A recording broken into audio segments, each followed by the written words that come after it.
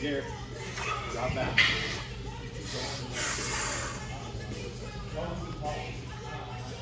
Good.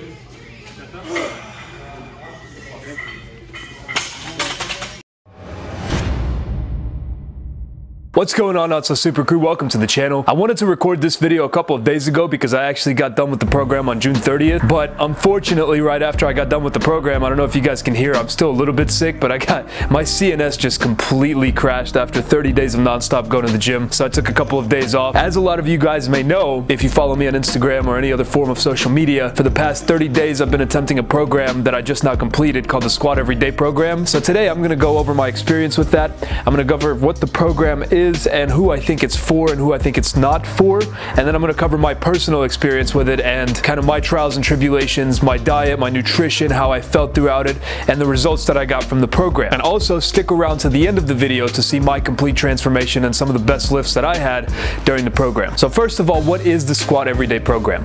Well, as the name implies, you're going to be getting in the gym and you're going to be getting under the bar and you're going to be doing some variation of the squat exercise. You do get one deload day, but we'll get into that a little bit later. For 30 days straight, every single day you're getting in the gym and you're starting your workout off with a squat and you're going to an RPE 7 to 9, which means that you're exceeding a very large amount of force and you're pushing your CNS to a pretty much breaking point. What that does, and the science behind it, is that essentially if you've been lifting for a long time, if you're a intermediate to advanced lifter, you know that once you've been lifting for a while, you hit a plateau or a wall where it's very, very hard for you to shock your muscle group because you are so accustomed or acclimated to training that your muscles just don't grow anymore past a certain point, and so you need something extreme like Arnold talks about in his programs to shock the muscle and to confuse the muscle. Another point of the program is to challenge yourself mentally. A lot of you guys go to the gym and you squat maybe once a week, some of you may even squat twice a week, but I doubt any of you actually put on your gym shoes, get your belt on, and every single day get in the gym and squat before you do any other kind of exercise for 30 days straight, no less. And I'll talk about my personal experience with it, but I know that the premise of the program is to not only train you physically, but it is also to train you mentally to overcome any kind of obstacle that you may face. Another huge point of the program is that every single day you're changing up the variations of the squat that you do. So you're not just doing back squats every single day and you're not just doing front squats every single day. Every day you change up the variation of the squat, so for the entire 30 days, ideally, you never repeat the same variation of the squat. And the way that that works is a variation can be something as simple as going from a high bar to low bar squat, or something as complex as changing up the bar entirely, going from a standard power bar to a safety squat bar. You could also change your stance, go from a wider stance to a closer stance. You could add bands, chains, belts, no belts, sleeves, wraps. So there's so many variations of the squat that for 30 days you could easily have enough variations to never repeat the same one. You could also change up the rep ranges and the pauses. So let's say one day you do a back squat without a belt and you go touch and go, so you go up and down, and then the next day you do the back squat, the same variation with a belt, but you do a pause. So then in the bottom range of the motion, you're down there for 3 seconds holding the eccentric motion before you go back up. That's a variation. As mentioned earlier, every single day you're putting 90%, 100% effort into the squat and then going on with the rest of your workout. However, on one day out of the week, so typically your 7th day of training, you're given a deload day. And what that consists of is every 7th day of training is your deload day, and you will go in the gym and you will perform basically a squat bench dead focused on 50% max, so whatever 50% of your max is, and you're going to do that for 3x5, but focused on explosion and control rather than just the weight and RPE. And what that does is it primes your CNS for the rest of the week, and it helps it kind of deload. Similar concept in powerlifting, however powerlifters take a whole deload week in order to train each specific body group. In this program you do a day. The huge science behind this program and the overall premise of it is that, one, you're challenging yourself outside of your comfort zone and you're pushing yourself to something that not a lot of you guys have ever done before. The second part is that the legs are the biggest muscle group of your body, and they're also the most responsible for producing testosterone in your body. If you didn't know that, as a man, your legs and and your lower back, the two biggest body groups, are the ones that produce the most testosterone. So theoretically, if you train them more often, then you produce more testosterone and you recover quicker. So that covers what the program is. Before we get into my experience, I want to give a few fair warnings. Number one is that you should not attempt this program if you are a novice lifter. If you don't know what RPE stands for and you can't do a full rep ass to grass squat, then you should not attempt this program. Because if you try to squat every day with crappy form, or if you don't know what you're doing with these workouts, inevitably what you're going to do is either injure yourself or you're going to be building bad foundation blocks that are going to build bad habits, and you're going to be prone to injuries later on down the line. If you are an advanced lifter, feel free to try this program. If you know what you're doing, if you're comfortable enough controlling your weight, knowing your maxes, knowing your percentages, then you can try this program. If you don't, then I would suggest that you stay away from it until you get to the point where you do.